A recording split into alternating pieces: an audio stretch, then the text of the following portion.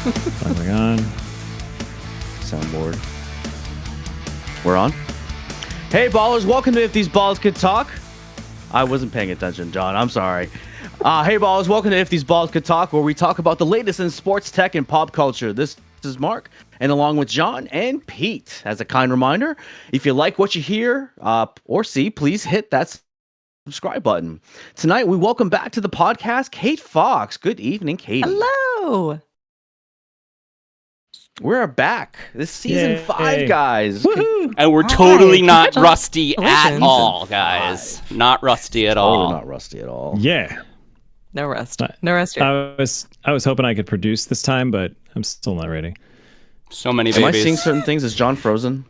John does look a little frozen, yeah. John, you're frozen. It's fine. My internet's going to Frozen in totally time. be fine. Totally fine. Totally working. It'll be fine. Well, I don't want to believe do you. anything that the AI will capture as a clip with you frozen. Although you're smiling right now. You have like a very That would be a very mischievous good smile on your face. That's good. That would be a very good AI topic backdrop right there. Well, this is because Pete makes me If do. only we knew some people. Because Pete makes me do things. You know. I make John's internet very sad. Make by my not internet hosting the very. podcast. I'll just be That is standing here while you true. guys talk. You're back. That's fine. Am I back? Oh, there you Hey, go. there you're we back. go. Hey, you're back. Yay! John's back. Hold on.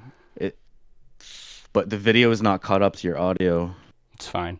It's totally fine. It'll be fine. Don't worry We'll about just sit it. here and judge you for the next Yeah. little bit. All right. And It's good. Guys, welcome back. Welcome back from the break. John, how we been? I bought a car this weekend, and Nice. I don't know, that was pretty cool. Well, my car itself was old, and I had to turn it in because they require it back when you lease. As are all of we. And so I thought I was going to get an electric car, but I ended up not because cars are expensive. And so I got what I could afford. But I really like it. It's Electric blue. cars are more expensive. It's blue, and it has a really big screen. And I love technology in my cars. So, yeah, rock and roll. How are you? How are you, These are Mark? the things that I choose cars for. Color.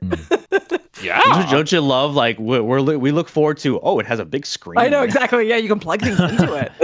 Yeah. By the way, once, John, you're going to recognize this. So you get so used to that big screen. So I rented a car when I was in, during the break, when I was in California, which I'll get to a little bit.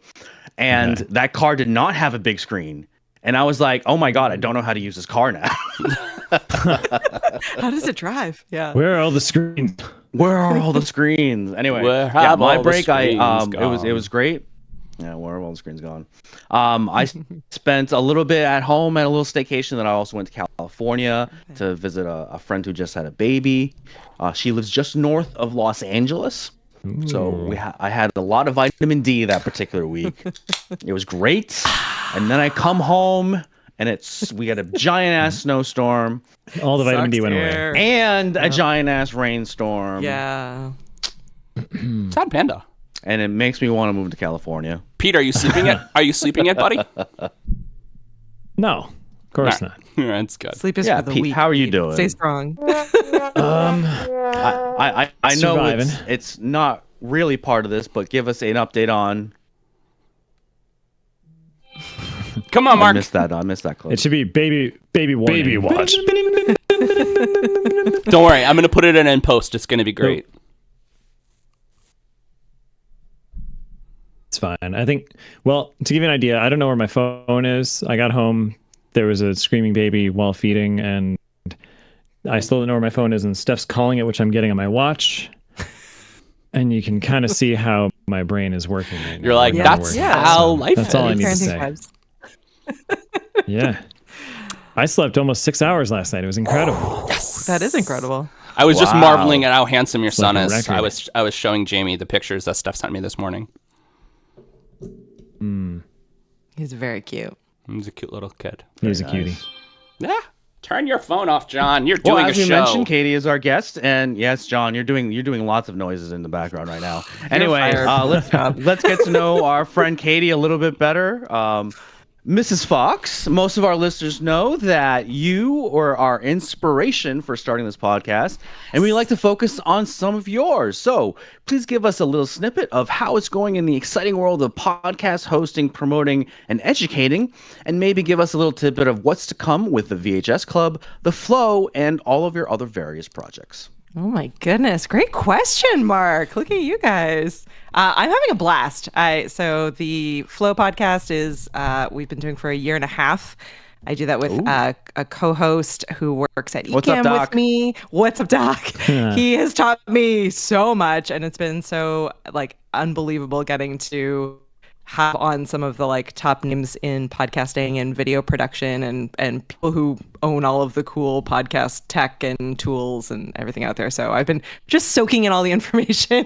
I'm heading out to Podfest in sunny Orlando at the end of the month. So Podfest. more, What is yeah. that? So fun updates coming. It's a huge podcast conference and event that happens every year. They do a global event. They have a really amazing community, and this is my first time going in person. So we've sponsored a couple of years, but the global virtual side of it. So yeah, I'm excited to learn a ton more. Doc is speaking, so I'm going to go support him, and we're doing a podcast or meetup at Disney, which is you can't go wrong. So excited about that. On the VHS Club side of things, we've just been having a blast. We are almost at a year of Hi, Nat. podcasting next week. Awesome. Which will be really exciting. And we opened a website, so you can now swing by the VHSClubPod.com, which was really fun. And yeah, I don't know, just having a lot of fun and continuing to review movies. And it's been, our live audience has been steadily growing. So shout out to our who we now call the Tater Tots, our live crew. who gets to hang out with us every Good week. name. It's a lot of Good fun. name. The Christian Taters. Yeah, the Christian Taters. And yeah, what are I you know reviewing? What are you I doing feel like tomorrow? Our audience names themselves. Tomorrow is Multiplicity, so we're on it. One of our Tater Tots recommended that we do Batman, 1989, Michael Keaton Batman. Yes. So we did that. Ooh, And in Batman. typical Katie and Nat fashion, we watched the movie and then we're immediately like, well, now we need to watch all of the Michael Keaton all the movies. Michael So the Keaton next movies, couple of weeks are so Multiplicity tomorrow, and next week we're going to do Beetlejuice, which I'm really excited about. Oh, yes. Yep. A Keaton off. So it's like By the way, it's like a Michael Keaton month. I was a big fan of your Face Off episode. That made me want to watch that movie again. Face Off. Oh, It's such I a good- love that movie. Such a blast in the past. It's I love such a that good movie. movie. I rewatched it. I was like, this is terrible, and yet It's terrible, so but it's good. amazing. just Do Do you guys it's know so that I good. still They when perfectly reviewed it. Definitely watch that episode. when listeners. we're feeling odd, Melanie and I always take each other's face off. We're just like, take your face off. Do our best, Nick Yeah, Cage. you guys do that. Yeah, we do that. It's a solid line. There's a lot of great lines in that movie. It's very quotable. Yeah. Oh man. Oh man, what other movies do you guys have? Nick Cage is my hero. Are there any other Michael Keaton movie? You have Mr. Mom, right? I know. Yeah, there's so many. Well, what ends up That's a cult happening classic. is on the show. So we have this huge database, our huge movie list. And it's, I don't even know how many hundreds of movies at this point that are on the list. But what ends up happening is at the end of the episode, we're chatting, we're sort of getting ready to sign off. And usually someone throws out a great idea or example, or we're like, what should we do next week? And so we're always off track. And we are doing whatever comes to mind at the end of the episode. So I can't say I know past Beetlejuice what we'll do.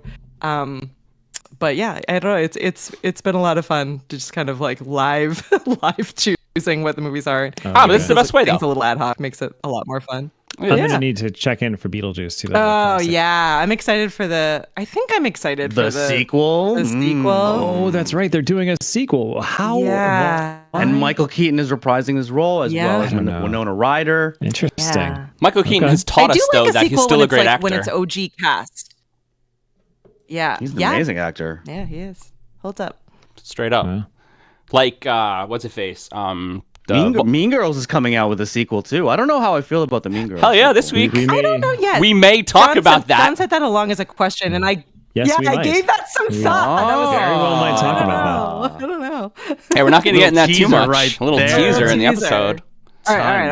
I won't answer that one. No, I'm not Time will answering tell. that, Mark. Yeah, we got so much to talk about. I'm gonna spoiler alert. We're gonna try to make Stephanie go with Melanie on Saturday, but she hasn't decided whether or not she wants to yet. Because mommies need to get out of the house. I just realized I'm logged on as myself. Yeah, I just They saw do. you. I just saw you do that weirdness. That's all right. I'm not judging you too hard, Mark. You've been off for a while. I don't mean to be logged on as myself, but You can be logged That's on fine. You're just yourself. getting I do our that sometimes. getting our listener numbers up. That's all. Yeah, exactly. That's Hey, right. I do that to check the stream Absolutely. and also make sure we I have do one that. I person usually and, do that anyway. That's right. All right. We are at time for question one. You so, want to go, Pete? Let's do this. I'm a month into parenting, and I can't even read this because I'm too tired. I thought it might be time to ask, speaking of that, will I ever sleep again? Really, though, what is the coolest adventures or activities that you've done with your kids? I mean, they're getting up there now. Kieran and Scarlett, we can edit that out if later. But She doesn't mind. I don't think. one of our Their guests... names. Yeah, That's no, their I know. names. Anyway. And they are almost adults now. They are. are. They're They're pretty much. much. Yeah. Yeah. No, your son played Landfest with us like almost the whole time. It was incredible, which is like That's a bunch his life of us playing goal. computer games. Yeah. he's So checked what it are out. some other things that you guys did back when they were way little, more like Liam size, and now? Oh my How goodness. does that Well, change? when they were way little, and I know new parents hate advice because you just get so much of it that it's overwhelming. But I will say when they were really little, I forget who told us this, but someone told me, take them everywhere when they're really, really little. Even though they don't remember it, just bring them everywhere because they're free to fly with you and they're small enough. And like, so we took them everywhere. We traveled, we went back and forth to Canada, we traveled across the States. We just took them everywhere. We went out to restaurants, we went out to do things, and it was just not, it was sort of freeing. I mean, we didn't stay out a ton of time like we used to, but it was just nice to be able to kind of get out and feel a little bit more normal. Sometimes it feels like you're just like in the house all the time. So Yeah. I don't miss that. I definitely had a lot of friends who are really like super set to their routines and schedules, and I feel like I'm happy that we let that go a little bit here and there to be able to just kind of get out and have some adventures. And now my kids are at like such a fun age. You have so much fun to look forward to. I think Oh my God, they're like so mine fun are 9 now. and 12 now, and they Seem it's so fun autonomous now. already. It's crazy. Yeah. Mhm. Yeah, there's like all the things that they're into that they want to do independently, but then fun things we can do together as a family. And there's I don't know, a ton. We just Kieran I and booked a Scarlett have ski trip also for this been weekend, out of although the- it looks like the weather is Ooh. not going to help me. I'm so jealous. Well, if you guys detour it up to J Peak, they just got like multiple feet. Oh, So you I know, gotta- but then it's been raining, so it's gonna all disappear. Not up but there. we'll It's all see. snow. Kieran and Scarlett have been out of the They're on country more border of- recently than I have. They're the border of Quebec and Vermont. Yeah. So True story. So that was one of the reasons why I went to California. My friend just had a brand new baby, little boy named Declan, 9 months that's a old. cool name. And while I was there, I was there to help her out a little bit because she's a single mom, so I figured I'd offer some help. But we did some things too, like we went out in the town. Okay. The little 9-month-old Declan went to a Los Angeles Clippers game. Hell yeah, he did. And we watched basketball. How'd he do? Until late in the night. He did pretty well, but I will say this. He stayed up pretty much the entire game, even though it was way past his bedtime. Huge fan. And think about this. Yes, he's becoming a huge basketball fan now, but there's so much stimulation going on in a and a live NBA game. Oh, yeah. I mean, you've got all these lights and all these sounds, and it's all And people. brand new to him. So that, I got us into a suite, so we were able to move around a little bit than just being a little crammed in a little seat, and we walked around with him a little bit. He did fall asleep right before the game ended, but I was pretty much just, I let mom just have her fun because she's a big basketball fan.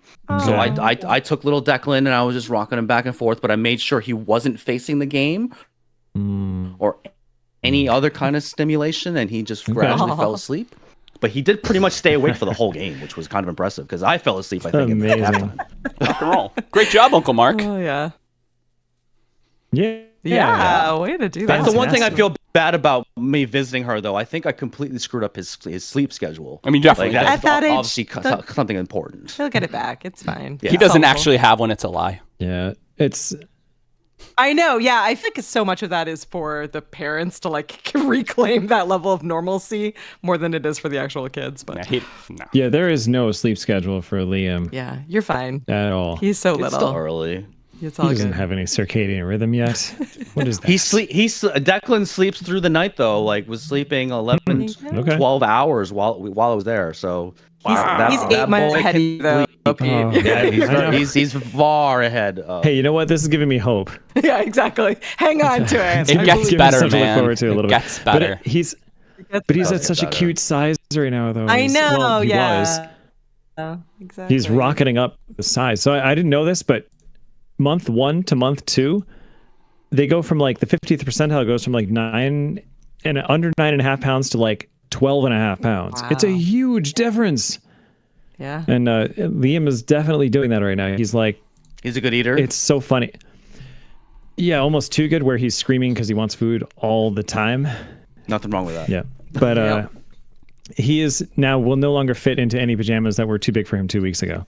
Oh. So now we're out of clothes already. Well, no, okay, we have some, but Yeah. like, it's like, oh crap, we don't have enough footy pajamas because he literally grew out of 10 of them all at once. And he just pooed on the rest I of feel them. like we did a lot of like get a whole yeah. bunch of really cute ones and then just immediately take photos of them in like every single outfit because within seconds they've Yep. outgrown Yeah, them. You're like, well, seconds. documented that. Yeah, like we were That's trying to what it go. feels like. I hear you there. We're trying to go through this 4-pack of these really cute space footy pajamas, and like each day we'd wear one, and I swear by the 4th day they were getting harder and harder to put on. Like, nope, we're done. Oh. So, whew, I don't know. This is insane, but I appreciate your take on it, and I'm seeing your kids too, like as they grow up and just become like more and more adult human beings every day. It's really cool. It just gives me so much excitement, I guess, to look forward to all that. Yeah, it's really fun. I feel like they always say that like, time goes by so fast and you should savor every single moment. But honestly, like every next phase has been like my favorite phase. Like it's been fun. Like the process has been fun, and it has not gotten like harder all the way through. Like it's been a nicer. Melanie nice progress, I guess. says that she misses the versions of Jamie that we don't have anymore sometimes, and you do. But I wouldn't give up the version that I have right now, and at any given moment, I wouldn't give up that version because she's just awesome, and I mean everybody feels that way about their kids. Your kids are just awesome, and like the little extensions of yourself where you get to teach them cool things that you find interesting, and they're just like, wow, because you're essentially like, what you say is law, and so that's just the way it goes, man, right? Most of the time.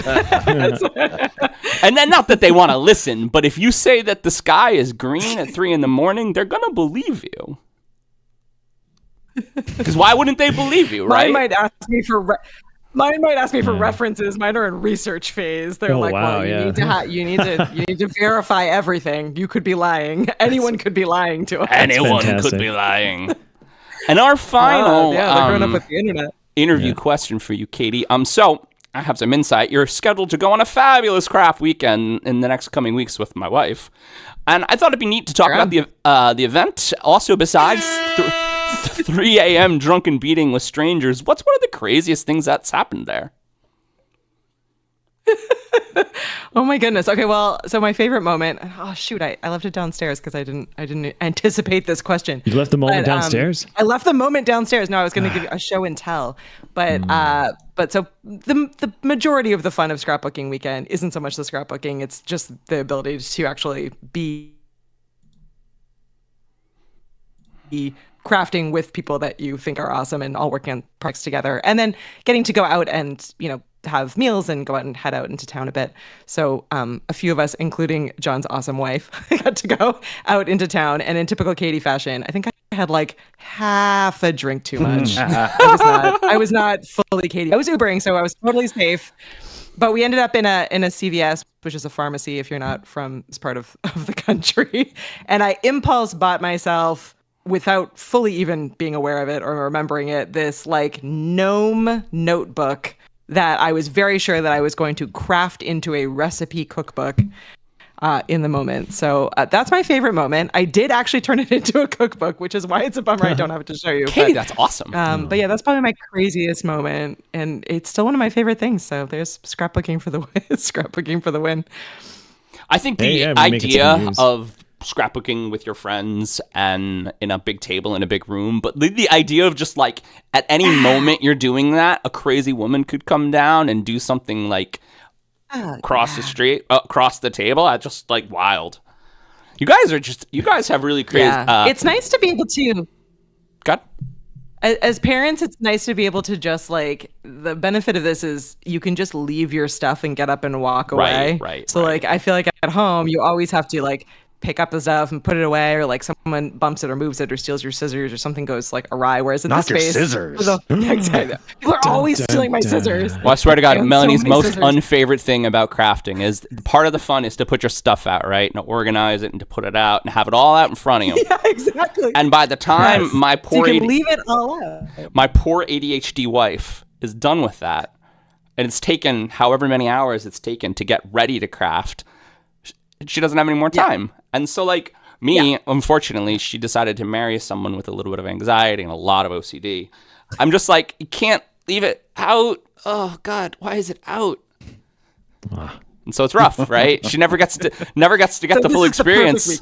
Perfect weekend for her. Exactly. Well, I think By the way, I'd like to point out something. John, you said a 3 a.m. drunken beating. That's like beads as opposed to a beating. It kind of sounds like you like they beat each other up. Hey, what happens at craft weekend stays at craft weekend. You never know. Guys, homonyms are cool. Just we're want to clarify that we're into them here Scars if these balls could talk. I even used the right English word. God, my delay is really throwing me off, by the way. I don't think you guys hear me, and then you do 5 seconds later. It makes me sad. Oh no. Sad face. That's fine. I'm trying to get some faster internet, but Verizon won't return my calls. And I'm like, hey, when can I get the fast internet? They're like, Jesus, weeks. I even did a speed test before that. Try back next week. They say weeks. Try back the next weweek. It's so soon. It's weeks. And I'm like, that's what you said the last 3 times. I used to have a boss that whenever there was a project, he would always say, we'll get it done in 2 weeks. That was his default answer. It's like, we'll get it done in 2 weeks. Yeah. No one ever caught on that he kept saying 2 weeks. Oh, I would have. I'd have been like rolling time, like a month later, just 2 weeks. No, so that's the benefit of John and I being really OCD is that we have detailed notes. We're like, oh no, on this date you said. I wrote that shit. I wrote that shit down. I wrote that down. Yeah, I recorded you without your permission. I have many copies. Yeah. Look, the notification on my phone. Exactly. Right. Exactly. I think we might be good to get going. Mark, you want to start? I think we're ready. All right. Are we ready to get the shindig going? Yeah, well, a little bit of an administrative announcement. In light of keeping the show a little bit more reasonable amount of time, we will be John and I will be removing a topic each, so we actually will be doing a total of 8 topics as opposed to our normal 10 from now on. But, we're still going to have the same lighthearted fun with each other. But, are we ready to kick off this shindig, everyone? Yeah. By the way, Pete, I love how you picked up that I've been constantly saying, are we ready to kick off the shindig? Yes. Anyway. Did I just say it too and not even realize you did? Pete's really excited to be back. So you've just Inception planted it into my head. We're all excited to see each other. It's been 3 long weeks since we've all seen each other. God, I have no concept of time right now. I mean, I saw Pete all through the holidays, though. Who's got a first topic for us? I mean, anyone got a first topic for us? You clearly do, Mark, because you're so excited by it. I don't. I have another soundbite because I have late breaking news. Whoa! Breaking news. Breaking news. Breaking news. There have been a lot of changes announced in the sport of American football. Now that the Monday usually after the last weekend of the NFL season is known as Black Monday. And we saw a few coaches being relieved of their duties, including Arthur Smith in Atlanta and Ron Rivera of the Washington Commanders. Interestingly enough, the more intriguing changes have come in the last 48 hours, including Mike Vrabel in Tennessee, Pete Carroll in Seattle, and Nick Saban leaving the University of Alabama while announcing his retirement. Now, there's still some looming possible moves, including Jim Harbaugh in Michigan after winning the national championship, and the oft-mentioned on this podcast, Bill Belichick and the New England Patriots. So everyone, what are our thoughts on the recent and possible impending coaching changes in the NFL and college football? It's a big shakeup this year. Big shakeup. Yeah. So a lot of the moves that have been made were kind of expected, and there were a lot more mid-season changes done this year than in years past. So Josh McDaniels and the Raiders, Frank Reich, and the Panthers and Brandon Staley and the Chargers were all fired mid-season. I wonder if Frank Reich's gonna have another shot, because I feel like he just kind of got a raw. So. I think he got a raw deal in Carolina, man. I think he got a raw deal, but he's not that good of a coach. Sorry. Yeah, he's good at offensive coordinator. I was gonna say maybe he'll tack back on as an OC somewhere, because I'd love to see him coach again. He's just cool. Pete Carroll was a big surprise. Might be a little honestly. I mean, the Seahawks haven't been very good. He was big. But I mean, Pete Carroll, the winningest coach in Seattle history. They made the playoffs still. Yeah, I mean, still they were good last year. Good. Vrabel wasn't a surprise, though. It seemed that he was one of the more nice firings. They're like, Vrabes is the best. He doesn't have a job next year, but he's the best. And I think he'll. There's a lot of talks that he might go to New England. That would be. I think he'll land on his feet for sure. He's a good coach. I think he'll land on his feet. John and our buddies fantasy football league that we're in, which by the way, John was in the championship for. Didn't squeak out the win, but man, incredible season for you. Well, I got to tell you about that. As far as I did the year before. This is what I have to say. Well, it got done, and I was like, listen. Sorry. I was like, listen. I can't even be sad because I scored 152 points, which is huge. I beat everybody else except for the guy I was playing. I'm just like, oh well. Yeah. Anyway, I'm sorry, Pete. Because I'm 2 seconds behind, I definitely ran all over you. Segue ended. No, it's fine. Anyway, in our league chat, though, they were talking about pinning Vrabel to Atlanta, which would be an interesting one because their coach got fired because Atlanta's not really doing anything. And maybe, I don't know, Vrabel just, is that going to make a difference for like Kyle Pitts? You know, them actually recognizing Kyle Pitts is on the Falcons? Because I'd like to see No one's on the Falcons except for Bijan, and not all the time. No. Well, Atlanta doesn't have a quarterback. Atlanta needs a quarterback, I think. This is true. Coach. Or receivers. That is true. But I mean, anything. And I guess they're kind of like receivers. They do. They kind of have that middling draft pick though, where it's like towards the top and not high enough to grab that guy. Unless there's a bunch of quarterbacks this year. Where does Harrison go? But probably not at least in the first round. Oh, I want Marvin Harrison to go to the Patriots. I really do.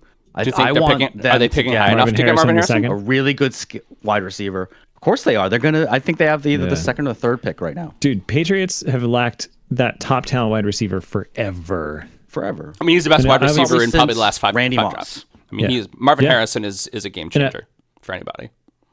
Yeah, and I mean, I always knock the Bills for never drafting a wide receiver in the first round since Sammy Watkins in 2014, and that was like the first time since way before that. But and we all know how that worked out. But at least they traded a first round to get Diggs, which kind of felt like they spent a first round on a receiver and got a great one who's been amazing for them. But I haven't seen any kind of talent like that to the Patriots in a long time. It'd be interesting to see what somebody could do. I mean, would Belichick take advantage of that? Would a new coach take advantage of that? Yeah. I mean, Belichick isn't the coach of the Patriots. There's been talk that Belichick... No way.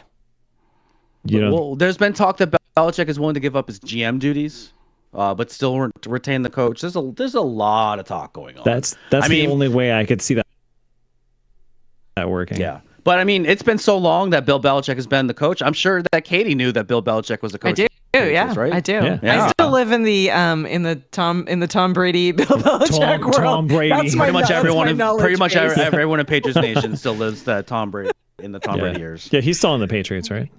Nah. Sure. Don't make Mark so sad. We like when Mark's not sad. Sorry. Oh, don't make Mark.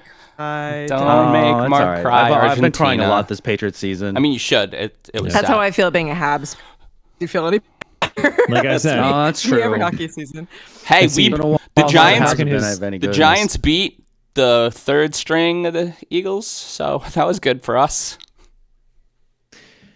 yeah. Yeah, good. Yeah, you Like just the missed third Tommy s- Cutlets. Hey, Pete got me. I know. Pete and Steph got me a Christmas stand up, present. John. That was a fantastic shirt. I love that shirt. I And the fact that you did the Italian salute. Yes. too, Of course, in I that did the picture was Italian amazing. salute. Who the hell do you think I am? Yes. so wish that worked, and I mean, can he be on the roster next year? Can they try him again? I really want to make that happen. I want to like manifest that to happen. I don't know. I mean, I think he did enough with a very limited chance to at least be in some conversations. I mean, I don't know. Yeah. And You know- speaking of a coach that was in the hot seat, that seems like he's staying. Dable, does he like? Dayball wasn't really on the hot seat. No, I guess not. Yeah, they'll probably give him another year to figure You things out. can't coach with half a But, like- team.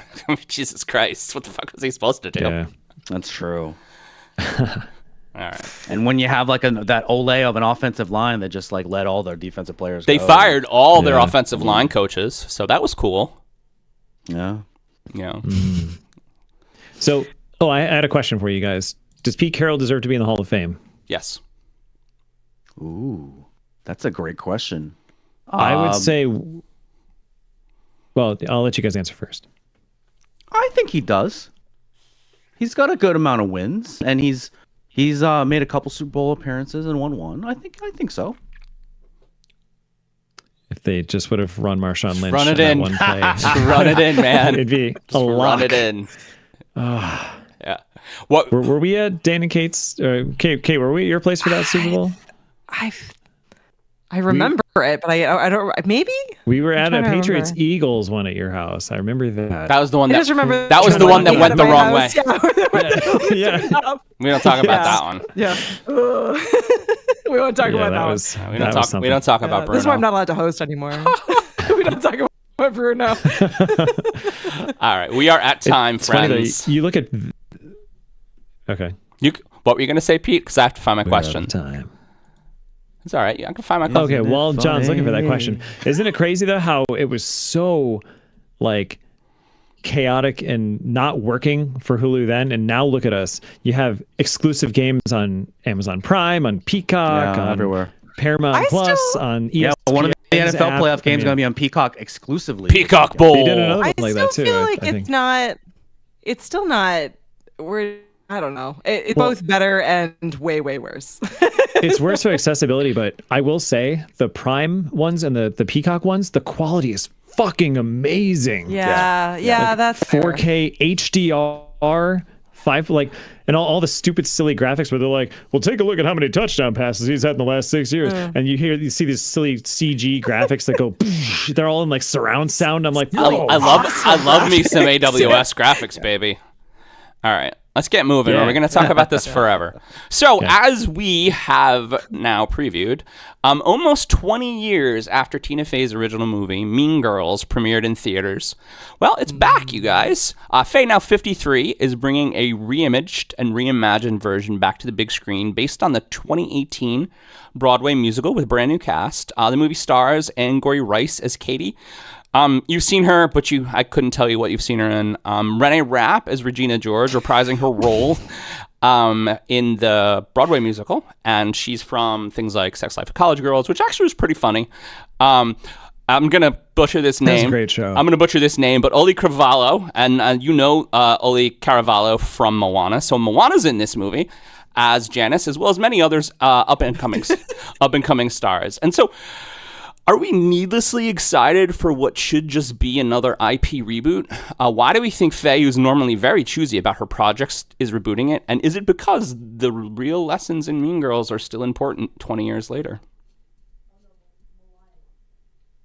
Oh, that's an excellent Good way to phrase that. question. I mean, I think that they are still relevant, and so I didn't realize that this was a reboot. I knew it had a little bit to do with the musical. I thought it was still kind of just the same thing, but like 20 years in the future or something like that. I did hear that Lindsay Lohan in this movie, and that Amanda Seyfried is also in that movie. I don't know if that's actually correct. Rachel McAdams is not, I think. Oh, I could be wrong about that. I'm looking at the cast. I mean, although, right, there are probably so many. Oh, Jenna Fisher's in it. Jenna Fisher's the cool mom. Okay. Like her. I always like her. She's going to be Regina George's mom. I she's the believe. Amy Poehler role? I think so. Or she's... It sounds like a pure reboot. It's a pure reboot. But Mike, you're saying there are a bunch of originals that are like cameos. So it's going to be the same story almost and everything? My understanding, and I didn't see I didn't see the musical. To answer your question before. Go ahead. I didn't see the music. I didn't see it either. I wanted to. I'd like to. I think it actually came over to Providence, and I wasn't able to. Yeah, my understanding is the plot follows the plot of the musical, which I did not see. Okay. Okay. Am I excited to see it? I am, personally, yes. Go ahead, Katie.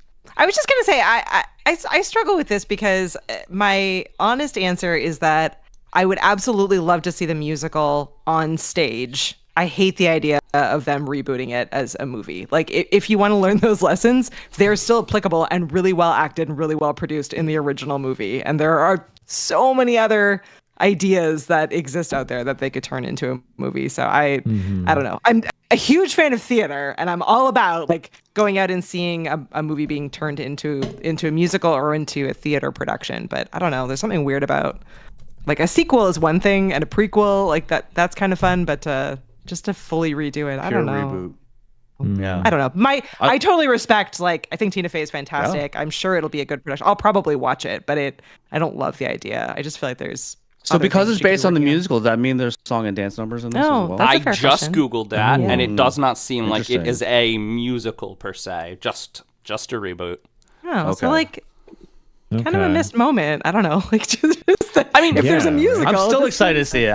I like anything that Tina Fey does. And recently, two of her more recent projects. One of them was I think I'm gonna get the name of this wrong, but it's where Hercule Poirot, Kenneth Branagh is Hercule Poirot, the Murder in Venice or Haunting in Venice. Yeah, Haunting in Venice. Haunting in Venice. Yeah. And then she just recently also came out with something with John Hamm called Maggie Moore's.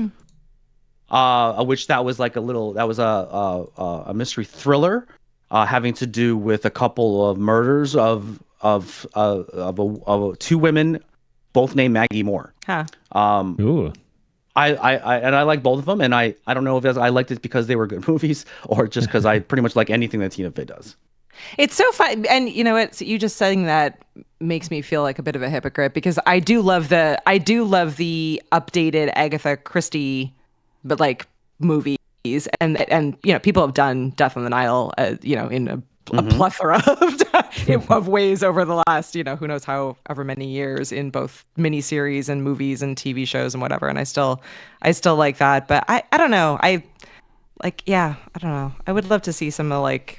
There's so many good books out right now, and there's so many like fun movie options that could be turned into. And well, see, that's the thing, and the reason that IP is normally garbage, because no one is willing to make a movie out of something that has a possibility of failing. Nobody is, and so this is the reason that we're just getting so much recompiled garbage. And so, like, for a thing that's so like cool as Mean Girls, and Mean Girls still totally holds water. The original's great.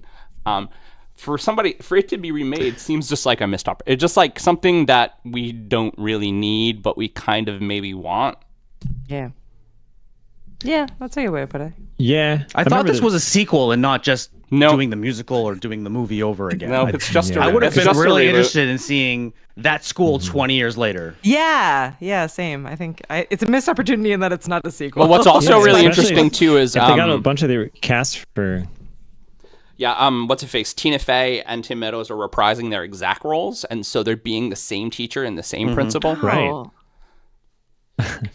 Yeah, so I feel like it's gonna be weird. It's gonna be that moment of like watching it and being like, I really just want to be watching the original. Right. Like, it's a weird kind of deja vu there. It's a weird deja vu. Other people cameoing, why not just do an original story? I have a weird question then. Do we rather, and let's just say we get a Mean Girls 2, do we rather a reboot or one of those weird 20 years later, the kids of the Mean Girls cast movies that they like to make too? Which one is worse or which one is better? Like, oh, look, Katie Heron's really old and she has kids of her own. Spin-off story. Yeah, spin-off story, right. I don't know. They could have done a spin-off story. They could have done like Absolutely could have done a spin-off. Like when they they could have did done, one, like taken one of the characters and when they did one too many American Pies, and all of a sudden like Stifler's old and Stifler's kids are doing things, and you're like, I don't need I this haven't at seen that in all. forever. I don't need this movie at all. Yeah. This is Yeah. just bad. All right, and we're at They did a lot of American Pie movies. They did a lot of American movies. One could argue too many. I will say shout out to Cadence for working on that on Mean Girls, this reboot. Although I did not, because it was all during when I was on paternity leave. You guys did this there you go. movie? You missed out. You would have had so Holy much more shit, insight. man! That's I mean, awesome. we were not the we were not the lead studio on it, but It's we still fucking helped. cool. That's awesome. All right, we're at Yeah. time, you guys. We're trying to keep this tight. All right. Anyone got a next topic? Katie does. Yes. And it might just save your life. That's the power of the next topic. Huey Lewis. Yeah. Pete, we really missed you, That man. So popped for in my those- head in the shower. So for those that have been following baseball, it seems the Dodgers have an unlimited amount of money available and are essentially building a super team. In fact, Colin Cowherd of Sports Radio Fandom has equated them to the Ocean's 11 of Major League Baseball. With recent large acquisitions of Shohei Ohtani and Yoshinobu Yamamoto, and others as not so large acquisitions, including Teoscar Hernandez and Tyler Glasnow. Interestingly enough, according to the sportsdaily.com, the Dodgers still only have the 7th highest payroll going into the 2024 season, thanks to the team deferring a lot of their money to later years. I can only imagine how much is being their salary is going to be in 10 years from now, because that's what they're doing with a lot of their salaries. Anyway, so everyone, do we feel the super team in the Los Angeles Dodgers is good for baseball? No, it's so bad for baseball. It's so bad for baseball.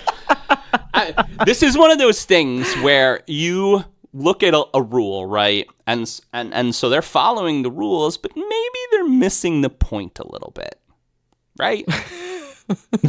Maybe they're missing the point a This is little a phenomenal experiment, right? I mean, This is a phenomenal experiment. and Their what- team payroll, I think, in 10 years is going to be like $400 million. And it mean, took a Japanese NBA does Japanese guy. So Shohei Ohtani is like, it is okay that I will live like a regular rich person before I retire. He's literally going to take 90% of his contract after he retires. It's insane. It's just why? Damn. And so, Mark, I have a question for you. What do you Well, I don't think? know. He might still be playing in 10 years. No, not at a level where he might. deserves Is it that $700 million. I mean, Of course not. and so, Mark, like, what is the master plan for the Dodgers to have $1 billion salary? Like, what do they expect to gain? Oh, I mean, I think that's the plan. They just want to get all the players. But why? But it's I mean, listen. The Yankees did that in the Steinbrenner days, spent $1 right? billion. They just got all Shut the up. great talent. But how well did that turn out for them, right? Well, I mean, Does it actually work? Like I know nothing of baseball, but I definitely know in the hockey world, not to this level. But you have teams that have way more money than other teams. But does it work to actually buy the best players? Like if you have all of the best players, I don't know. It'll be interesting to see. I would like, more whether or not say they actually I would make a more good say team. It that might not used be. to work. It Right. used to work. I don't think it works anymore, Yeah. but it used to work. Well, I would say historically it has worked, but only for like 1 year. So Yeah, with the way that they're doing it, I Mm-hmm. mean, they're signing all of these big names on these long-term deals. So 10 years from now, they're going to be shelling out all this money for these players that aren't very good anymore. So there's a short window in sports a lot of times Yeah. where you know all the players are at a certain level they're at the peak of their athletic ability, and so to have like a long-term Yeah, they're sort of view Trapping championship themselves. view it's the last great dynasty, I'd say. In baseball was the Yankees. How did they do it? They actually did it with a mixture of big free agents and homegrown talent. So while the free agents were kind of, for the big free agents that they signed, were kind of losing a little bit of their luster, the homegrown talent, the from their farm system, the Bernie Williams, the Derek Jeters, were rising while the big names were falling. So that's why they were able to kind of sit at the top of the mountain for so long. But that takes such intricate planning to figure that out. I mean, you're right. You need a GM or manager that's working on that. Well, and for a little luck. A 10-year plan. Right? A little luck. A lot of luck. Yeah, a little luck. That is true. I mean, to get the guy who looked like he was stuck in too. the 80s from the Cincinnati Reds, his name was Paul O'Neill. I mean, to get that guy and have him fit the way he did in the 90s, that was just I mean, you'd say it was a masterstroke, but it wasn't because there was no reason that should have worked out as well as it did. And it really did. It really actually was. Some people would say maybe the thing that made them win at least the first one, if not the first and the second one. Crazy. Granted, that was 20 years ago, and the Yankees have been terrible, so whatever. The other thing with these super players, you're making a super team, and you expect them to all get along. Yeah, exactly. And- They're all and prima donna jackasses. keep their egos in check, Yeah, right? exactly. Team chemistry is a huge part. Sure. I mean, it's not always going to be like the dream team in basketball, like 150-2. Well, that's a great example, Right. Pete. The Dream Team in '92, everyone kind of set their egos aside because everyone was kind of the best. Yeah, right. They had nothing to prove. They're like, we're already I remember there awesome. being a joke. There was so Magic Johnson, Larry Bird, and Michael Jordan were all on the Dream Team. Oh my god. And crazy. and Magic and Bird, who had been friends for a long time, were playing a little shoot around, and Michael had asked them, it's like, "Oh, can I shoot around with you?" And I think it was Larry Bird that said this because he liked to talk trash. Like, "Oh, you need to have at least 3 NBA rings in order to play with us." And at that time, Jordan did not have any rings. Oh snap. But it was stuff like that, like And he took that personally. they were just ribbing on each other at the a lot, and they had a lot of chemistry. That '92 team. But I mean, I guess part of it too is that's great for a small tournament where hey, this is not forever. This is a temporary thing. It's like a super group, right? Yeah. Like Crosby, Stills, Nash, and Young didn't last forever. Eventually, Neil Young's like, I don't need this. I'll just be Neil Young. Excellent example. So could the same thing happen for this baseball team where Good reference. people Pete. want to get traded elsewhere and be thanks. Very, very, very current too, by the way, Pete. Yeah, just Pete and I are just living right here in the present. We're not at all in the past. And we are out like I of said time, before, my no friends. concept of time. Oh, see, there you go. We're out of time. We were out of time before, but I wanted you to finish.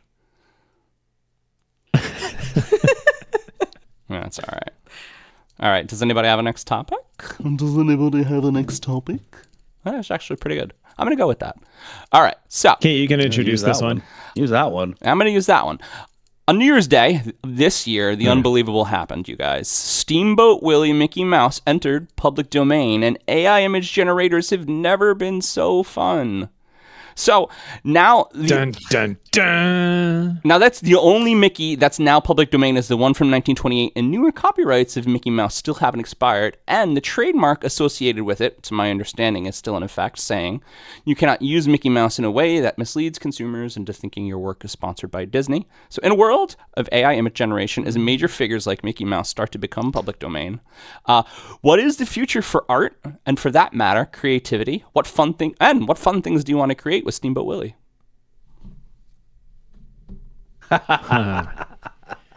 Pete, why don't you answer that? What do you want to create?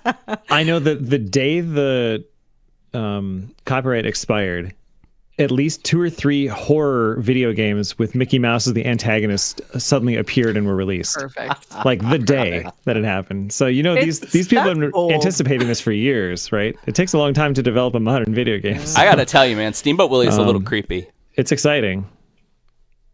Yeah, Steamboat Willie is creepy, and Disney is also a little like I would even be scared to be talking about Disney even on this small podcast. Like, I don't know if I want to mess with any of the Mickey stuff, even if it is technically in a safe space. That is a true fact. Negative press is still press. No. Negative press, still press. But yeah, I see what you mean. And yeah, when you think about it, Disney, right? Those early animations were all creepy as hell anyway. Super walking those lines of like racism and all kinds of tongue in cheek, sexual Yeah. innuendo. It was all there. was all there. Like when I don't the know. evil, It'll be Disney interesting, back in though. the 20s. like when the evil stepmother and fell to 30s her and death, 40s and 50s. and the crows went down and got her in Snow White. Like that was pretty dark. I gotta tell Come you. on, deserved. Yeah, it's brutal. Oh, Half the in Fantasia. yeah, that movie's still That- scares me. that's That's trippy as hell. all showing our age right now. too much. Well, I mean, I know, as a yeah. kid. Yeah, no, like there's a scene in Fantasia as a kid. I'm watching that, and like it shows these centaur women, and I'm like, I see boobs in a cartoon. What is happening? Like this is weird. Well, the adults in the 80s were Disney still was as weird very as odd we back in were. the day. I mean, it's just a different generation of adults. But I wanted to just spend a little time, though, focusing on creativity and just like what happens to us as a society when we stop creating things. And I mean, the idea that something like Mickey Mouse can be up for grabs and up for grabs by an AI just is wild to me, honestly. Yeah. We're already going through that, right? Stops creativity, though. Like I think it changes creativity and forces us to think outside the box. I mean, that's across the board for AI. Like we're gonna need to stop having kinds of conversations where we're like, oh no, students are gonna use AI to cheat on tests. Like, no, we're gonna need to think through different ways to test students. We're gonna need to Right. think through different ways to be creative. Where like it's gonna change the game across the board. So I don't know. The graphic designers and the artists and the illustrators out there who are embracing AI and trying to find ways to use it to enforce their creativity are the ones that are going to survive. Because if you're just going to sit there and be afraid of it, it's going to bully Well, I mean, you right over. I guess with Mickey driving the boat. It's right over. right. I guess you'd like to think that maybe Sure. people wouldn't be like wouldn't misuse AI and just be lazy, but we already know they will. And so like People are absolutely going to be lazy, but it doesn't mean that it just might be a different kind of creativity that comes out of it. Like I don't know. that's Yeah. true.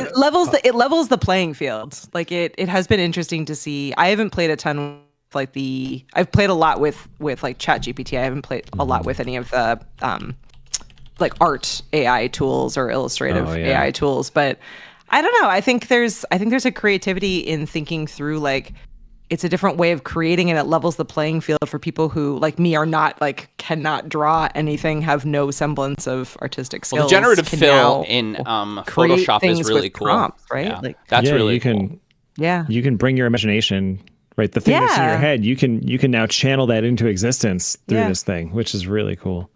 Yeah, I don't know. I think there's possibilities. I mean, it's certainly scary, and Yeah. I'm sure it's going to change things, but I don't. It's still interesting. Yeah. And I think stuff like this, you talk about this iconic figure that's suddenly in public domain, and they're like, well, there goes the creativity. Everybody's just going to riff on that. But I'm curious to see the creativity that comes from riffing on that. Yeah, I am too. I am Right? too. Yeah. Like these like the last thing I Yeah. thought of was someone's gonna have a horror black and white video game with Mickey, like evil Mickey Mouse trying to kill you like instantly. And I think some of the best art throughout history has been the kind you don't expect, yeah. right? And something different that moves you, it makes you think, and you're like, oh my god, like what is that? That's a really good point, Pete. Yeah, I'm with you, Pete. I mean, it does open a lot of doors, but it opens the doors for a lot of other creativity as well. I mean, yeah, there's certainly going to be all those people that will do some whatever they think. I mean, we've seen that. We touched on this a few episodes ago about ChatGPT writing like books on Amazon, right? I mean, Yeah. sure, there's going to be those people that do that, but there's going to be a whole slew of other people that are gonna be really creative, and I'm looking forward to that. Look at that, Mark, with your send off. got next topic? ChatGPT, not a That sponsor. was perfect. But it could be. All right, I'm gonna do from the soundboard. All right, do it. Do it. Oh, John, you're gonna love this topic. So the list of known associates of possibly the worst human being ever, as in Jeffrey Epstein, came out this week. Now there were some names on here who are already known, like Donald Trump, Prince Andrew, and Bill Clinton. However, before the list even came out, certain people thought it was a good idea to leak names that may be on the list. This includes current John nominee for Worst Garbage Human, Aaron Rodgers, saying on the Pat McAfee show that Jimmy Kimmel was going to be on this list. Now, most likely this is in response to all the jabs that the former Man Show host gave Rodgers about the COVID vaccine and various other baseless claims that Rodgers has said. Kimmel is known for sophomoric humor, like pulling pranks on his own family members, and sometimes it's hard to decipher what he's saying, if it's humorous or actually just real. But everyone, whose side are we on? Jimmy Kimmel or Aaron Rodgers? And I'm not asking this to John, I'm asking this to Katie and Pete first. Well, hang on, because I didn't. I live entirely in the past, so I have not even looked at this list. Is he actually on the list? No, or is he's he on. not Jimmy on the Kimmel's list? on the list. Okay, just save myself before I say something. No, really he just horrible. libeled for no good reason. He was just like, yeah, he's probably on the list because he's kind of an asshole because he just doesn't like him. But they've been fighting in the public eye for at least 6 months, if not a year. Yeah. Longer than that. I think if you're going to call someone out, then you're going to expect for them to come back at you, especially if you're both in the public. If you're both in the public eye, That's quite the leap to go to, though, right? Yeah. I mean, right. If you're insulted enough by a comedian to stab at them that ferociously and risk, defaming them, like the comedian has won. Well, the comedian can also he could take action against you. I mean, that's a pretty serious allegation. Yeah, I mean, he could be not funny about it and just go after you. Oh, Kimmel, during his monologue, got very animated and saying that he would take Rodgers. Yeah. If he kept going the way he was going. Yeah, he certainly could. I mean, I feel like the vaccine stuff, right? And was Kimmel's beef with Rodgers about that? What was it about? Like, that's one thing, right? Right, I'm sure it was many other things, but he's just a weird human being. He didn't get the whole like the dark room as either. I mean, right. I actually think that Jimmy Kimmel has been things that have added up with Aaron Rodgers. I think Jimmy Kimmel has really embodied all of John's thoughts. Like somehow John and Jimmy Kimmel are synced up. You share a criticism of. Okay, well then I'm on Team Jimmy John. Team Jimmy John. Team Jimmy John. Team Jimmy John. Delicious. Jimmy John's not a sponsor. Hey, get out of my head. Not a sponsor. Not a sponsor. Yeah. Oh man, I don't know. I think Jimmy Kimmel's pretty funny. Yeah. Well, he's also one of those smart comedians, right? So he just jumped back right away. He was just like, "No, you're an asshole. This is libel, and stop right now, or I'm going to sue you." Right. Yeah. What were you going to say, Pete? Do we have a favorite late night host right now? Actually, going back before I ask that, I do like how the all of the late night hosts are kind of friends. Yeah. And they did during the strike. They tried doing that podcast all together. Oh, I missed that. Which was nice. I should have checked that out. Well, because they couldn't do any new content or have any new actors on, right? And they couldn't. Yeah. I was sort of like, that's fine. We can do that. Well, they were all doing it for a good cause. Like all the proceeds were going back to their staffs that weren't working. Mm-hmm. So that's cool. That's refreshing. So anyway, yeah. Do we have a favorite late night host? I mean, I feel like Jimmy Fallon embodies the traditional late night host the best and has a ton of variety. It's just fun, which I didn't expect. When he started, I was like, oh my God, Stephen Colbert is taking over the Late Show. Like this is going to be a slam dunk. But I feel like his is not quite broad enough to where I need to be in the right mood for that. He has a particular audience. Yeah. And Colbert is brilliant, but I missed the Colbert Show. I liked him as his outlandish phrase, right? Exactly. Right. His enactment of it was on cable and not based and not the local channels. Yeah. I like John Oliver the best. I don't know if I love John Oliver. I love John. John Oliver, probably the best character on Community. By the way, just saying. Oh yeah, 100%. 100%. He's fantastic.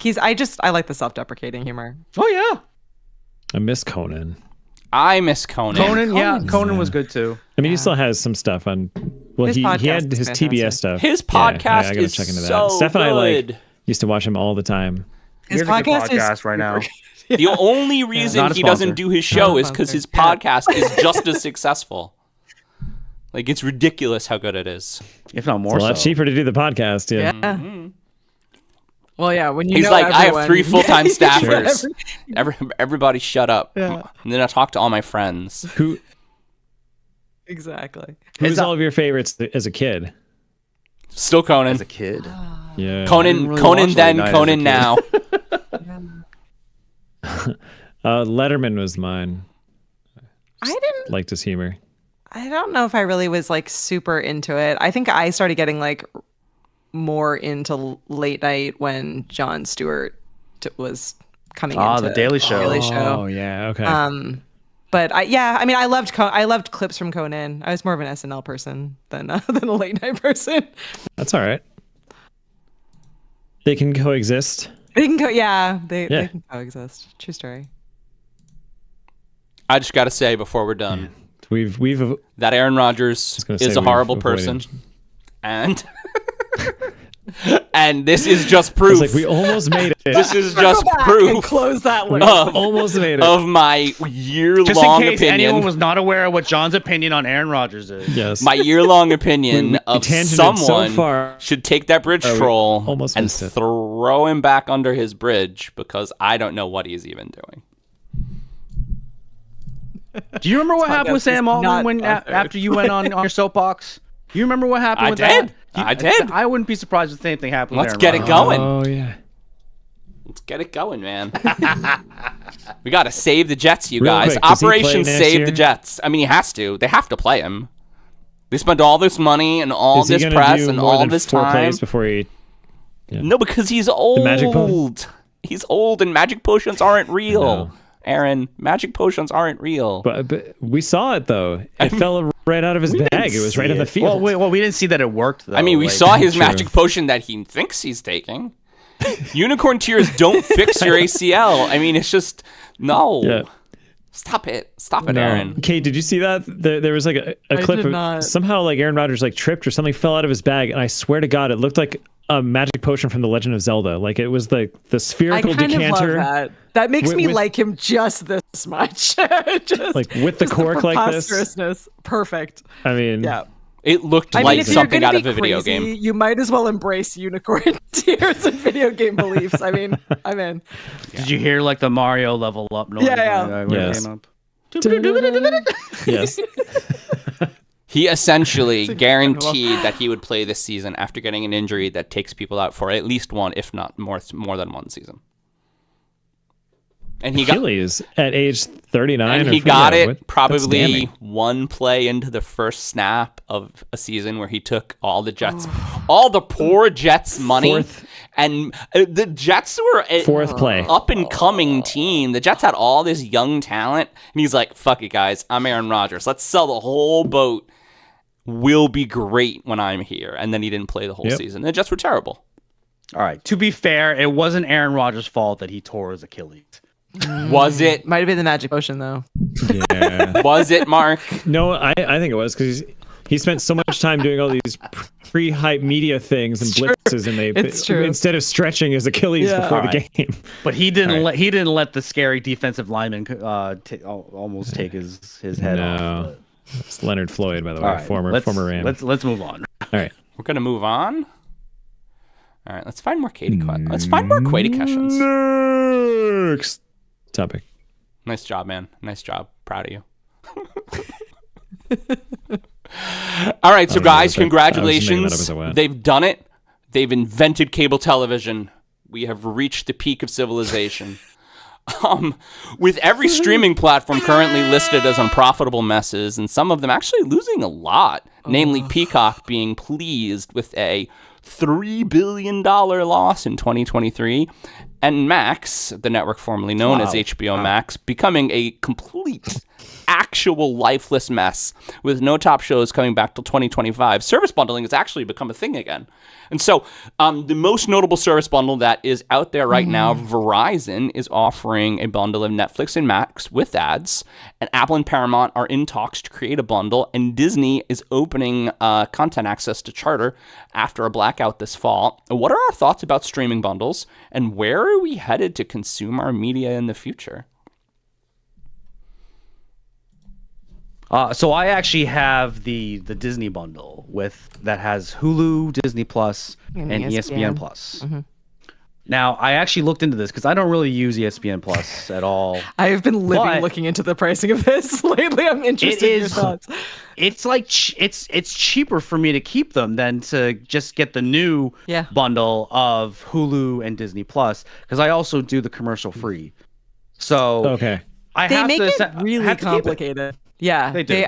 I looked into bundling the. So I have annual packages for Disney and Hulu separately because I signed up for Disney back when John told me to, and there was like a 3-year, right? You got the super long cheap thing. Yeah, so I think it was last year I went just to their annual pricing, and I looked into ESPN, but of course none of these services give me hockey, which is all that I want to watch. So I have to go to the bar to watch hockey. But I looked into it, and it's like all of the, I don't know if you encountered this, Mark, but like all of the bundle pricing was like, I right now have Hulu with ads and Disney Plus without ads. And I was like, well, I would just like to know if I bundle them together, can I remove ads and pay the same price or slightly less?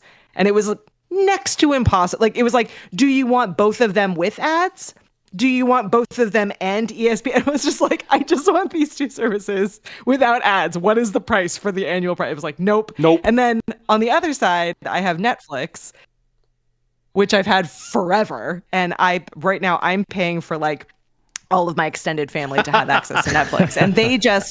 And they finally locked down at Thanksgiving where I started getting the questions where it was like, are you the main household? Do you think that you're the main household, Katie? And I was like, definitely am. Hell so yeah. now I'm locked out of the Netflix account. Oh no. Yeah. Wait, have you your own Netflix account? Out of my own Netflix account. And so now I need to make a decision on Netflix. And so then I priced out Netflix, and they are the only ones that only charge monthly, so you can't pay annual to save money, and they are literally like twice if not 3 times the cost of every other service. They're way so I've just been sitting here locked out of my account for about a month now thinking I don't need this. So my plan is no to all of it. I'm entirely going to watch old movies on DVD and keep my Amazon Prime is the only one that I think is worthwhile, because I also get like the ability to choose to rent movies if I want to. I get my free shipping and all the other kind of Amazon perks that are outside streaming. And all the other ones, I'm like, every other one that I'm still actively paying for is like on. Well, Katie, did you get your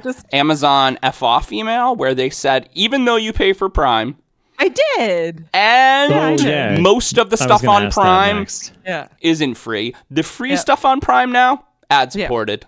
They're like, we made some stuff people watch, so now we're going to join the club. And I think that is probably the most messed up one, because that really pisses me off, actually. It's funny. It's funny.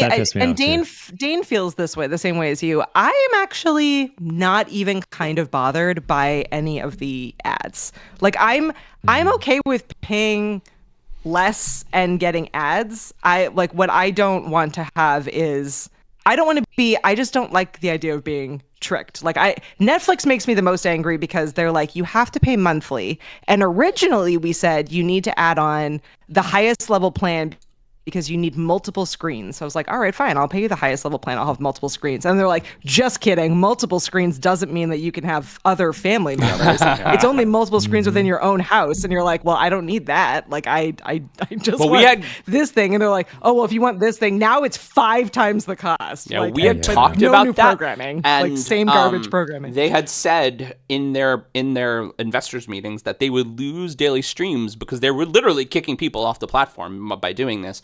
But they said, we're going to get more money because we're going to literally force people to pay. They don't care. Yeah, they just don't give a shit. They're just like, yeah, it's fine, totally. And they don't care. What's wild about Netflix... Which I'm normally not overly petty about, but... What's wild about Netflix is they've decided that they're a movie studio. And honestly, the movies coming out on Netflix are amazing. Leave the World Behind, which was, by the way, produced by the Obamas, is incredible, an incredible film. And also... since Max doesn't want to be a network anymore, they have all the stuff on Max worthwhile watching. They have all the DC programs. They have all the things on Max that you would want to watch. It's on Netflix now. So I'm going to probably, if I hadn't just started watching Chuck with Jamie, I would probably have dropped Max already, but we're watching Chuck on Max. But anyway, I mean, I was gonna say, isn't Max like having the great migration of stuff from Max to other platforms now? Well, because they have no interest in being a network. They're just going to be Discovery Plus. Yeah. Which is what they are. I think currently. the answer is if you don't. So like I think I don't know. I feel like I'm in a pretty good place because I don't watch anything at all that is new. I'm like a good 3 years behind everyone else. Like I just finished Ted Lasso. Yay me. Congratulations. Great And show. so like I'm way behind. Thank you. But I'm so far behind everyone else that I don't feel the level of pressure that a lot of other people do. I'm like, that's fine. Like I will pay monthly for whatever I need to be able to access whatever show I want to binge watch with the family or movies that I need to do. But I'm happy with my DVD collection, and I'm happy like buying them or renting them on Amazon or like Peaches said, like they move from one platform to the other. So I'm like, well, whatever. I'll just wait it out until they move to the platform. Like my list is just so big that I don't. Jamie is so well trained when she wants to watch something. It is she now Googles it first. Like, yeah, it's just pretty much. That's all it is. We reinvented it. Yeah. It's back. It's so Yeah. Here's an interesting side effect of all this happening. So you could say a month ago, everybody's like, oh, physical media is dead. Well, all the chaos that's happening with the streaming services now is actually bringing this big movement for physical media to come back. It's like the vinyl revival, right? And Best Buy, on the heels of Best Buy discontinuing all their physical stuff, they said, nope, we're not doing it anymore. It's not worth it. Everyone's hoarding physical media now. Yeah. And demanding, like writing letters to studios, like demanding that they release shit on DVD and so or Blu-ray or 4K Blu-ray, whatever. Yeah. So glad I kept my DVD player. I know. I have my DVD player. I just sold my parents' VCR. I'm like, I'm in on all the old form technology. I mean, we live in the past. Does the VHS Club watch the movies on VHS? Nat because I feel like that would be authentic. Yeah, she watches a lot. That's so cool. I just got my had a VCR that died, and I just stole my parents' VCR, so now I'm back in. But there you go. But yeah, I mean, you don't. The reality though is that you don't own quote unquote any of the services, any of the movies or TV shows or whatever that you buy on any of these platforms. Like at any point, Amazon or whatever else could be like, nah. Yeah, right. The second they don't want to pay for hosting it, boom, it's gone. So there is something to be said for having, I think, the the actual DVDs or the VHS or whatever it is. I don't know. I have a lot of feelings about this right now. It's so much money. Like when you add it up, it's a lot. Looking smart for not having Netflix, by the way. Mark. Yes, Mark's winning right the war. You, Mark. Yeah. Nah, you're still. He's lost the battle by missing out on Stranger Things, but he's winning Mark, the war. you're still a monster. I will say I got Steph for Christmas. That they completely restored and remastered Titanic, did a digital 4K master of it on a 4K Blu-ray. It's freaking incredible. Right? We watched it. Oh my God, it looks so good. Like physical media is still there's only, I'd say Apple, to throw out names, Apple TV is one of the only ones where the bit rate is high enough in streaming where it actually looks close to like physical media. That's a really good point. They are, by the way, straight up making the best content. Incredible looking. They are blowing content out of the water. Yeah, that too. Oh, they also got all the best writers. All the best writers work for Apple. And we are out of time. It makes the difference. You're out of time. I could have gone another 5 My minutes. next topic is out of time. Yes, very much so. Well, no, we haven't even started. So we found out that recently a door came off of a Boeing 737 MAX 9 plane mid-flight after taking off from Portland, Oregon. Now the door has been recovered, and miraculously enough, no one was seriously hurt from that incident. It was later announced that the bolts may have been a little loose or even missing from the plane. After a recent investigation from the National Transportation and Safety Board, and United also inspecting some of their recently grounded planes. Now, this is not the first incident regarding these Boeing 737 MAX planes, as two of them crashed in October of 2018 and March of 2019. I remember that.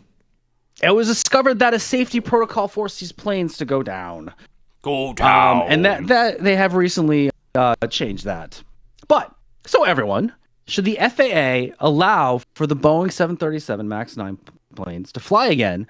And what will happen if you happen to find out that that's one of the planes that you're flying? In a way, I might be relieved if they've been reinstated and been through thorough, rigorous testing and safety inspections. But it is scary. Planes are it's interesting because the immediate response is that it's terrifying because when something goes horribly wrong with a plane, it's obviously a giant deal. It's huge news because it rarely happens. And the reality behind it is that it is like so heavily like over the top crazy regulated that we are all way more unsafe in a car than we ever are in a plane. So I don't know. I will continue to feel safe flying. I will continue to fly. I grew up with family and friends who worked in aviation safety and spent a ton of time as a kid even on like stripped down airplanes and in and around FAA regulations. And these things are going to happen here and there, but like the FAA is really fairly on top of things. And the fact that no one was hurt in this situation is kind of speaks to. Have you had a chance to talk to Dad about safe this? The plane really is. Speaking of your family, even when things go crazy, I haven't talked to my dad yet about it, but I was talking a little bit with Dane about it, about like why. So these weren't active doors; these were door plugs, and so these are airlines that actually have been trying to not fill the plane as full as they are legally allowed to fill it. So they're giving more space. So they've actually blocked off these extra doors with plugs. So it's hard to say, exactly what caused all the issues, but I don't know. I guess I'm going to continue to live in a world where I still feel as though airplanes are safe, even if they decide to not pull this particular airline. I mean, Boeing something tells you they're not going to. Boeing is a huge corporation in the United States. It's a huge corporation, yeah. And they wanna compete with the Airbuses because that was one of the reasons why these MAX planes were kind of created. However, when a few years ago when those planes went down, it was the 8 version of the MAX. I was purposely looking like, oh, is this a Boeing MAX plane? Oh, good then, because you're absolutely right with the fact that incidents that happen on airplanes are do not happen as often as any other kind of transportation. However, to me, these MAX planes, I think, to me, I'm very scared to ever fly on one ever again. Fair. Yeah. Ever again, because it just seems that these kinds of incidents should have been, or events just should have been caught well in advance. I mean, it seems that they just weren't manufactured very well. And while no one was hurt on this, I mean, what happens if someone was like walking in the aisle at the time that the door opened up? I mean, they may have been sucked right out of the airplane. I mean, it tore a kid's shirt off, I guess. Yeah, so, that's what I was gonna say. Is that like there was a kid that shirt literally flew out the side of the plane and said like, it's a good thing I was wearing my seatbelt. Yeah, the kid would have went flying out too. But the repercussions of shutting down these MAX planes is going to be huge on the economy. So something tells the FAA is not going to do that. But I don't know. I personally will not feel safe on any of these 777 MAX planes. Yeah, I think that's fair. And the FAA, is an organization like there are very few government organizations that I think are not smarmy to some level or like in it for themselves. And this may just be how I was raised or the world that I grew up in, but I feel like the FAA is one of those ones where there are a lot of eyes on it, and when things go bad, like they hold a very high level of responsibility. So sure. I think that they will make this right, whatever that means. I'm not super concerned that they're going to be stuck. I think you're right. I mean, Boeing's a huge company, and I think that the economy will hurt if they pull this airline, but I don't think that would stop the FAA from pulling this aircraft out of rotation. Katie, being that we're at the end of this topic, and I'd like to use it to segue into something a lot more important. When your husband eventually has his pilot license in the next year, where are you going first? Ooh, good point. So selfishly, part of my desire for Dane to have his pilot's license is because I would really, really like to have a piece of lakefront property somewhere in like either New Hampshire or Maine. So within, I don't know, maybe like a 5 or 6 hour drive, Yes, but a ma'am. couple hour flight from where we are. So, and obviously having, even though it sounds completely bonkers, we've been pricing out and taking a look at what the cost is for us to be able to eventually have an airplane that we're able to keep somewhere. And hilariously, it would still be cheaper for us to own an airplane and buy a cottage that's very rural and kind of out of the way of somewhere than it would be for us to buy a cottage in a more popular place. That I we am could drive incredibly to. So, excited for this yeah, idea so there's and to no- know I the don't- both of you, to be honest. That's incredible. That's so cool. So cool. Yeah, I think it's gonna be a lot of fun. It's been just really like cool to watch him go through the entire process. I mean, again, it's something both he and I grew up with. We both had parents. He just took the kids up both of his recently, and my right? dad and my. He took the kids up recently, which was like super exciting for them. And really, it's really fun to watch. I grew up, as I said, kind of on airplanes. And my dad never ended up getting his pilot's license because he was too brash. So they would not give him his license. So my dad went through, I got his aircraft mechanic's license, but we have lots of friends who are pilots and lots of extended family who have small planes or who have been kind so of in cool, that man. space. So yeah, I'm it's excited been really to be. exciting. I'm excited. But to yeah, go on Dane's nowhere plane. glamorous, let's say, but lots of fun local places. Very cool. Or maybe somewhere glamorous.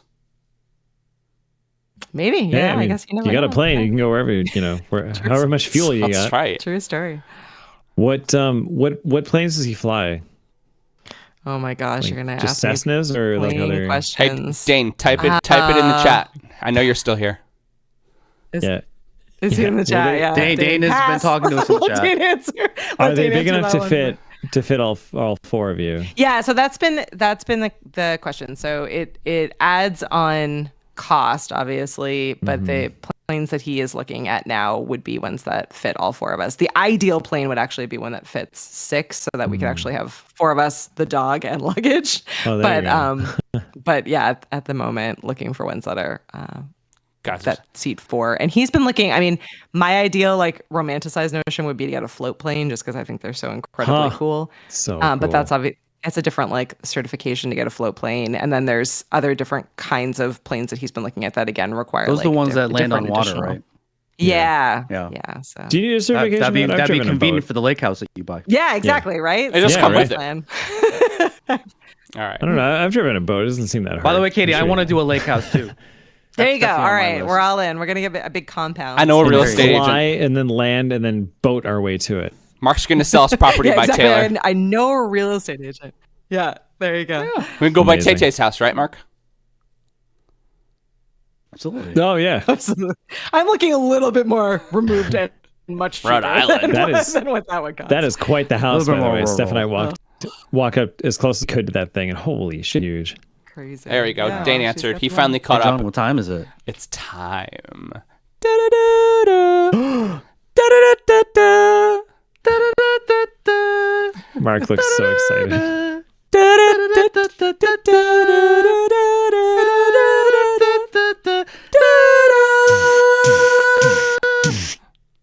It's the final topic. Jesus. By the way, I hear that on the radio, and that's all I hear is final topic. Jesus, I love that. Yeah. That makes me so happy.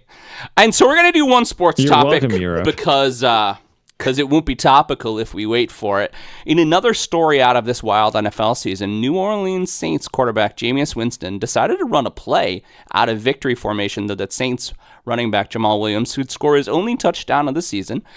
Jamal was essentially used as a fullback this season and had 0 scores and only 306 yards. And this is after a breakout season last year of 1,066 yards and 17 touchdowns. Now, Jamal Williams was injured a little bit this season too, but that's neither here nor there. Falcons coaches and the internet were pretty pissed And Saints coach Dennis Allen publicly apologized for the action, saying it was directly against his play call. So most of the Saints players, including many of the stars like Alvin Kamara, went on their socials for the act, saying, in the end, it's a player's game. What do we think about this call by Jameis Winston and the New Orleans Saints? Has Dennis Allen lost the locker room, and do they think there'll be any repercussions? I love this. Yeah. So was this was this like Jameis Winston's call that like he was the one that decided to run the play? He went against the play call. This is the kind of shit that, like, this is the end of Rudy, right? This is like the stuff at the end of the feel good movie. We're like, this guy deserves it. And the coach is, the guy's doing, that's not the plan. And they do it and it works. And then he gets carried off the field and the everybody cheers. Thank you for making it relatable for me. I appreciate that. I can visualize that moment. Right. We gotta accommodate so everybody is on the same page. So I didn't actually see this. Did the play work? Did Jamal Williams score a touchdown? I mean, yeah, because they were in victory formation and the Falcons weren't defending. They fooled the Falcons because they faked victory formation and they're like, oh, they're just going to kneel. What the fuck? They're running. That's awesome. Yeah. And so Jamal Williams didn't have any. I mean, he had a really good year last year. I mean, part of it was because Kamara was injured. But the fact of it is they wanted him to get a touchdown. He probably had some sort of clause in his contract to make extra money from it. Yeah, maybe some bonus associated. Associated. That's what happened. This last week was so much bonus nonsense. But Jameis Winston got called out by New Orleans reporters. And literally there's a conversation that you can listen to, and he's asking him, do you feel good about this? And Jameis Winston's like, yeah, it's a player's game, and we decided as a team. And the reporter really was trying to stick to his guns. He's like, well, you got to play these guys twice a year, every year, and if you're dicks to them, they're going to try to hurt you. I mean, it's a real actual problem to, like, not be sportsmanlike. Well, it's probably also more to the fact that Jameis went against the coach's decision to do that. And if the coach had no idea that was going on, then that's another story. So if that is the case, Jameis Winston's not playing for the Saints next year. That's probably going to be a truth fact. Yeah. And if that is the case, he's probably not playing for another team. So he's going to be blackballed, kind of like Colin Kaepernick was for a while. That's unfortunate. It is unfortunate. And is it going to be worth him to do that from now on? Probably not. Well, the consensus, right? Is he going to get another opportunity to play in the NFL? We'll see. The consensus of the players and his teammates is that he was a great teammate for making this call. So it's just like, you really don't know what's going to happen. But I guess the idea of it is, I mean, they beat the poor, sad Atlanta Falcons by 30 points the last week of the season, and they were already up by 25. So it was just a little bit of a kick in the balls. Oh, absolutely. In terms of Jameis Winston's reputation after this, it's, I heard them say it's a player's game. Like, come on. But unfortunately, it's an owner's league, and it's right. So now, like you said, Mark, he's at the mercy of finding an owner or a coach or GM that said, you know what, I really liked that. And if they don't, he might be done. Like, there's a better way for them to go at it. Like, I get it. Yeah. What he was trying to do, run it by the OC first or something. Yeah. And if there wasn't enough time to do that, that's a possibility. Maybe it was just a spur of the moment thing, but you got the OC or the head coach in your, and actually, I don't know. Is it two-way radio, or can you only hear them? That's a good question. And there's even limitations on how much they can hear. Like they only have that mic live for, I think, the first 15 or 20 seconds of the huddle or of the play clock. There's so many rules. Kate, here's another analogy though. This is totally this would be like someone in SNL going off the teleprompter or off the cue cards. And Lorne Michaels off stage. Sinead O'Connor tearing up a picture for the Pope. You see Lorne Michaels off stage going, Yeah, exactly. Yeah. Right? Exactly. Perfect. Right. It's a big stage. The NFL is one of the biggest stages in the world. Yeah. And to go off script like that, like Mark was saying, that is a big deal. So I do see that side of it, I guess. Well, I mean, and I think that the part of it that matters too is that is it sportsmanlike or unsportsmanlike? Because it's both, right? And so some players really love you for it, but those are the players that benefited from it. Like some players really hate you for it because you made them look stupid. Yeah. Yeah. Mm-hmm. Yeah. Well, that's the thing. All those Falcons are going to remember that for probably the rest of their careers. Probably. like what the what? Like Jameis Winston's going to get some protection. Yeah. Yeah, there is going to be a They're gonna start guy killing. who's a linebacker on that squad who's going to probably go headhunting, and it just is what it is, right? But this is. Oh, I think This Jameis has to be Falcons afraid Saints, for his life, like off the field too. A little bit. I've seen these guys like Maybe. at the club or something like that, and they're gonna take his head off right there. At the club. You're so ghetto. He's gonna have his posse though. His O linemen are gonna surround him at the bar. Can we just ask the only way ourselves, that I though, think how he should much of go a in posse public is to have Jameis his own Winston line. has? Yeah. Does Jameis Winston have a posse? Does he have, like, some friends? Like, he's not very good. He probably has a posse. He has more of a posse than any of the four of us have. That's true. That's true. That's a good point, Pete. Jameis Winston, for those that don't remember, got in trouble at Florida State for possible sexual assault, and he had a posse back then. I don't remember that. Okay. Oh yeah, that Mark does not forget those kinds of things. So he's always been an asshole. Marcus noted that in his notebook. Who was the QB that had a hot tub in his room? That was after Winston, right? A hot tub in his room? It's a really random I fact. don't know. That sounds like a Joe Burrow thing. It's a really random fact, Pete. It sounds like a Joe Burrow thing. No, I remember that. Like his college dorm, he had a hot tub in their room. I don't know. I didn't know. I mean, that's not really against the rules. No, it's not. But like, it's just kind of that mentality of like that dude had a hot tub, Pete. Jesus Christ. Oh wait, hold on. What's that? You serious? Katie, I'm just Steph found my phone. Yay! Go, Steph! All right, it was on the bed the whole time. Katie, I'm just excited that you made it the whole show. That's amazing. I did. Yay! But I'm over time. Well, it's okay because we're at time. What? Yay! We're at time. John, you ready? I don't know. Probably. Now, John, remember, do not start the music until Marcus thanked Katie. So that has been our 8 topics. We would like to thank our guests for joining us this week. Thank you, Katie. Thanks, Katie. Thanks for having me. Cue music. Please Thanks, subscribe Katie. to us by clicking that little bell or follow or like us on our socials at If These Balls Pod on X, Instagram, Facebook, Threads, and TikTok. Our website is www.iftheseballscouldtalkpod.com. This is Mark Pesci for my partner, John Companion, producer Pete Steffen. That's what we feel they would say if these balls could talk. Night, everyone. I think I started it too late. We're going to fast forward. Oh, no! There we go. I fixed it. Good night. Good night, everybody.